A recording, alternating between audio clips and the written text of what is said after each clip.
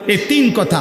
শয়তান যার বন্ধু, শয়তান যার অনুসারী, যে জমিন বেঁচে থাকা পৃথিবীটাকেই নিজের ঠিকানা বানায় নিছে, আর মনের ইচ্ছা, মনে যা চায় তাই।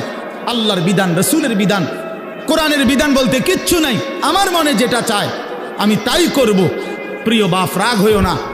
বাপ, সবাইকে বলি, আল্লাহর কোরআনে সূরা আরাফে আল্লাহ বলছে এই রকম চরিত্র যাদের, যে মনের ইচ্ছা মতো চলে, পৃথিবীটাকেই ঠিকানা মনে করে নিয়েছে, শয়তান তার বন্ধু হয়ে গেছে।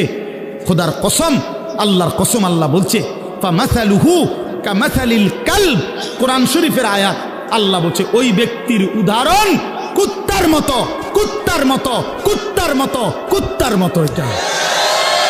ওইটা কুত্তার মতো আল্লাহ বলছে। আপনি জিজ্ঞাসা করেন কোন আলেম, ফামাসালুহু কামাসালিল কালব। কালব অর্থ কি? কুত্তা।